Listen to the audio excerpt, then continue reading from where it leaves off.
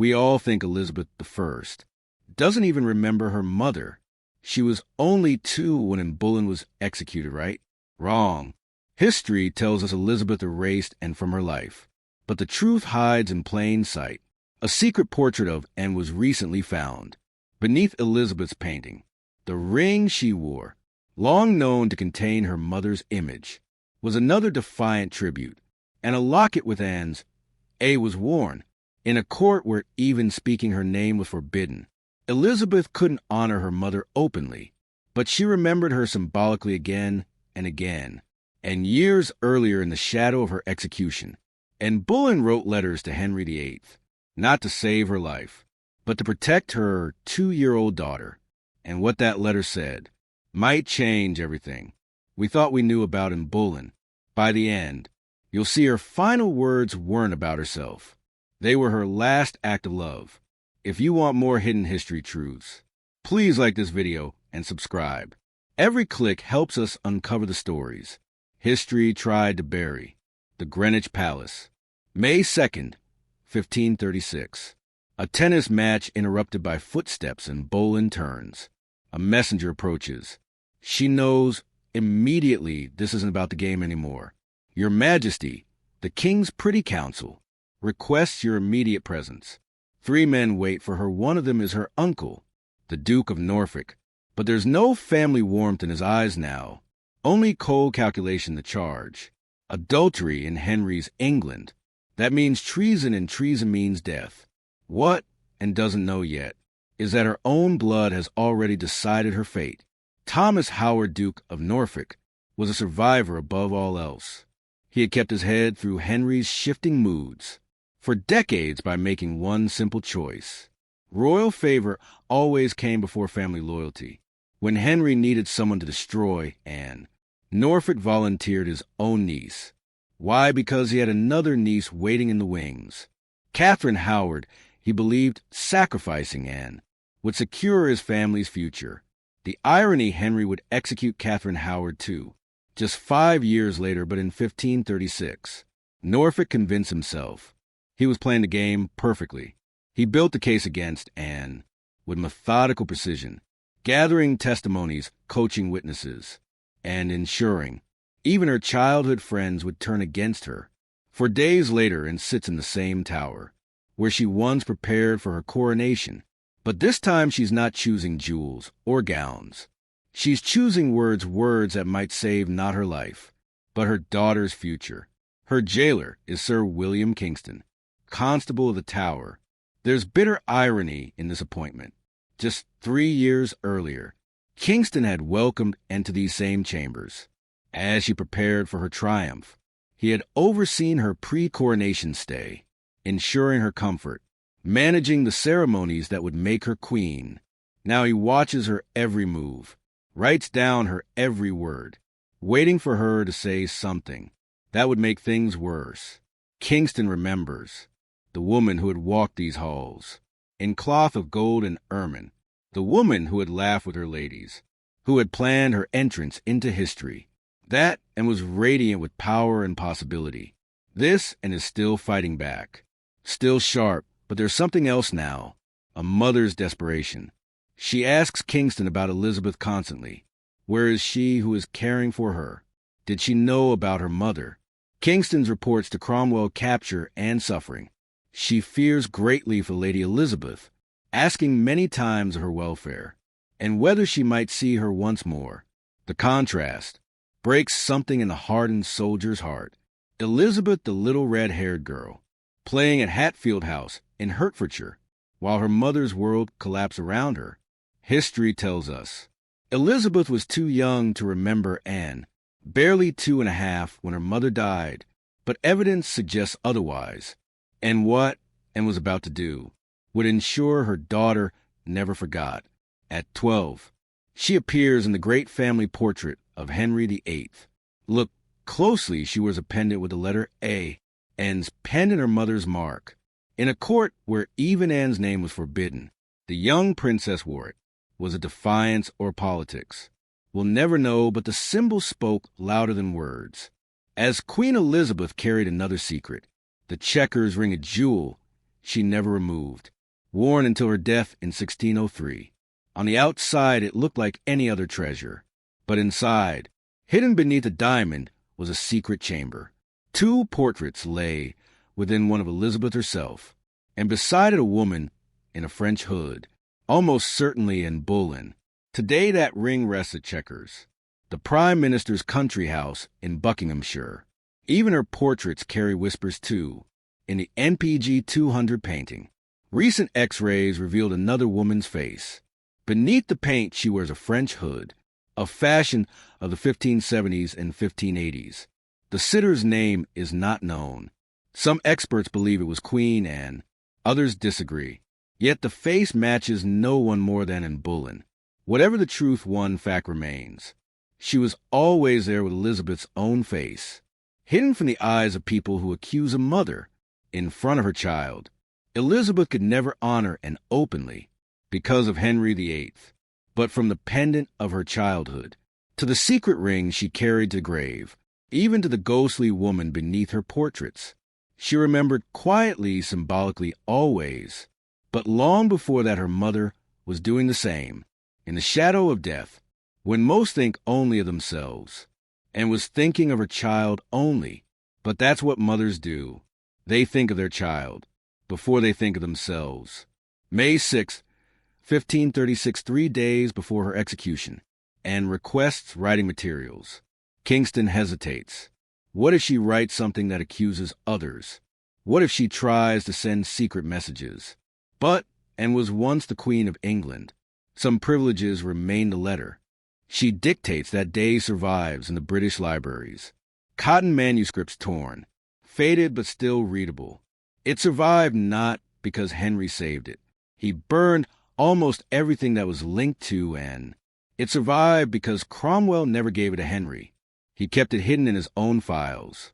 After Cromwell's execution in 1440, the letter was found in his private papers. The Queen's last words, hidden by the man who had destroyed her. But why did Henry burn everything else connected to Anne? Because he wanted to erase her completely. Every portrait, every letter, everything that reminds of Anne, all fed to the flames. He ordered her coat of arms cut from buildings, her initials scratched from walls. This wasn't just the anger of a betrayed husband. This was complete destruction. Henry understood that memory is power, and he was determined that and would exist only as a warning tale. But one letter survived his purge, hidden in the shadows of politics. And this wasn't just any letter. Most prisoners about to die write about themselves. They beg for mercy. They say they're innocent. They protest their innocence. And did these things too. She does something else too. Her letter to the king was a cry, the cry of a wife who was always faithful to her husband, the cry of a mother who didn't want to die, leaving behind her 2-year-old child Elizabeth. Let me read you the most important part of her letter, the part that reveals who Anne really was, when everything else was stripped away. Let not any light fancy or bad counsel of mine, enemies, withdraw your princely favor from me. Neither let that stain, that unworthy stain, of a disloyal heart towards your good grace, ever cast so foul a blot on your most dutiful wife, and the infant princess your daughter. Did you catch that the infant princess, your daughter, and isn't just defending herself, she's defending Elizabeth's legitimacy. She's reminding Henry that their daughter is a princess, not a bastard. She's fighting for Elizabeth's future, with every carefully chosen word. But there's something even more remarkable about this letter, something that shows just how well Anne knew. The man she married, she doesn't just beg. She warns, if you have already determined of me, and that not only my death, but an infamous slander, must bring you the enjoying of your desired happiness, then I desire of God that he will pardon your great sin. Therein this is a woman telling the King of England that he will answer to God for what he's about to do. This is a condemned prisoner, warning her judge about divine justice. But here's the most heartbreaking part of this story, the part that makes Anne's sacrifice even more tragic. Henry never read the letter. We know this because when Thomas Cromwell was executed 4 years later, Anne's letter was found among his private papers. Still sealed, still unread. Cromwell stopped it. He decided that Henry shouldn't see Anne's final words. But why would he do such a thing? Maybe because the letter was too powerful. Too emotional, too likely to make Henry change his mind. Or maybe because Cromwell knew something else. Something about what Henry really felt for Anne. Even at the end, there's an old record that came up centuries later. A note about Henry on his deathbed, showing grief for his fatal decision concerning Anne. Think about that the man who had 6 wives, who executed 2 of them, who broke from Rome to marry Anne in the first place. That man died regretting what he did to her. But in 1536, none of that mattered, and was alone in the Tower, with her words and her fears. Her desperate love for a daughter, who might not even remember her. What must it have been like for her, Anne, in those final days, knowing that Elizabeth was somewhere in the palace, probably confused about her mother, knowing that she was about to leave her daughter, in the care of the same man, who was having her killed. The psychological weight of that would crush most people, and wasn't most people. She had spent her entire adult life navigating Henry's dangerous moods. She had learned to read his silences, to anticipate his rages, to survive in a court where the wrong word could mean exile or death. And now she was using every skill she had ever learned to protect Elizabeth. Look at how she structures her letter. She starts by acknowledging Henry's power over her. She admits her humble origins. She shows the proper deference. This isn't an accident, this is a strategy. And knows that Henry's ego is both his greatest strength and his greatest weakness. She knows that the right words delivered the right way might still reach whatever part of him once loved her. But then she does something courageous. She tells him the truth. Never prince had wife more loyal in all duty, and in all true affection, than you have found in Anne Boleyn.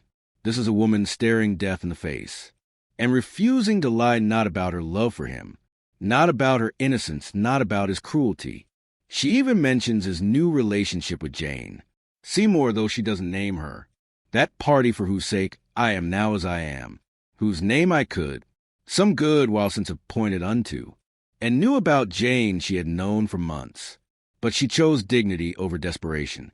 She chose to focus on Elizabeth, instead of her broken heart. The letter continues with, perhaps the most politically astute paragraph a condemned person has ever written.